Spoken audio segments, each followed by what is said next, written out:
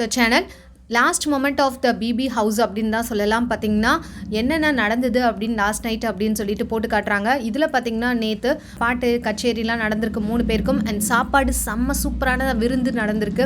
அதில் தான் விக்ரமன் அந்த அசீம்லாம் என்ன சொல்கிறாங்கன்னா, இது வரைக்கும் நாங்களே சமைச்சு நாங்களே சாப்பிட்டு ஒரு மாதிரி இருந்தது, இப்போ அப்படியே சாப்பாடு கொடுத்துக்கிட்டே இருக்காங்க, ஒரு மாதிரி இருக்குது. அண்ட் தென் வீடே வெறிச்சோடி கிடக்குது அப்படின்னு ஷிவின்லாம் சொல்கிறாங்க. இதுக்கப்புறம் இந்த வீட்டில் இருக்கவே முடியாதுன்ற மைண்டு, நாங்கள் எஸ்எஸ்ஸையும் பேக்கப் பண்ணிவிட்டு மைண்டையும் பேக்கப் பண்ணிட்டேன் அப்படின்ற மாதிரி சொல்கிறாரு. அண்ட் விக்ரமனும் அதே தான் சொல்கிறாரு. பட் அசீம் மட்டும் என்ன சொல்கிறாருன்னா, என்னை விட்டால் இன்னும் இருப்பேன் சார் அப்படின்ற மாதிரி. ஏன்னா கமல்ஹாசன் சார் என்ன சொல்கிறாருன்னா, இன்னும் ஒரு வாரம் எக்ஸ்டெண்ட் பண்ணலான்னு நினைக்கிறேன், நீங்கள் என்ன நினைக்கிறீங்க அப்படின்னு கேட்ட உடனே ஷிவின் ஐயோ என்னால் முடியாது அப்படின்றாங்க.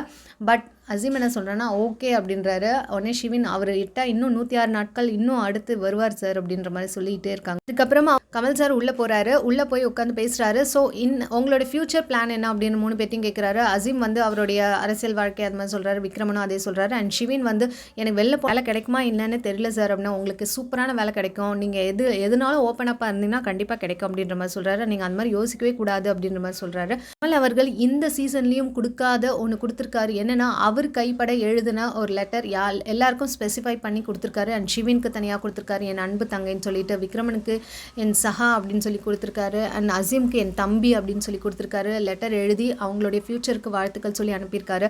ஸோ இதை விட என்ன ஒரு பெரிய இதுவும் கிடைக்க போகுது, கிஃப்ட் கிடைக்க போகுது அப்படின்றது தெரியல. ஃபோட்டோவை விட இது ரொம்ப பெரிய கிஃப்ட் அப்படின்ற மாதிரி சொல்கிறாங்க.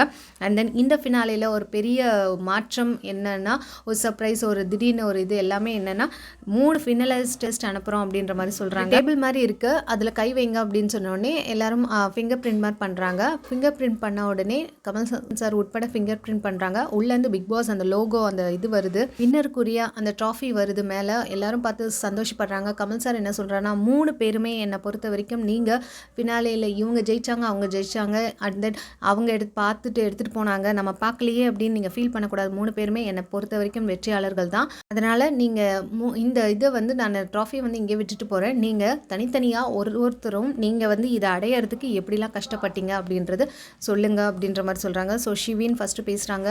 இது வரைக்கும் நான் அந்த மாதிரிலாம் உயிரற்ற பொருட்களில் பேசி எனக்கு பழக்கம் இல்லை, இது எனக்கு இந்த வீடு எனக்கு அப்படிலாம் பழக்கப்படுத்திச்சு அப்படின்ற மாதிரி சொல்கிறாங்க. தென் விக்ரமன் தனியாக பேசுகிறாரு அந்த கப்பை பார்த்து. ஸோ லாஸ்ட்டாக நம்ம அசீம் பேசுகிறாரு. அவர் தான் டைட்டில் வின்னராகவும் ஆயிட்டார். அவர் நினச்சபடி அவர் டைட்டில் வின்னராக ஆயிடுச்சு, நினச்சபடி வந்து டைட்டில் வின்னராக ஆயிட்டார். மேலும் அப்டேட்ஸ்க்கு நம்ம சேனலை மறக்காமல் சப்ஸ்கிரைப் பண்ணிக்கோங்க. அடுத்தடுத்த வீடியோஸ் வந்துட்டே இருக்கும். மறக்காமல் சப்ஸ்கிரைப் பண்ணிட்டு பக்கத்தில் இருக்க பெல் பட்டனையும் ப்ரெஸ் பண்ணுங்கள். தேங்க்ஸ் ஃபார் வாட்சிங்.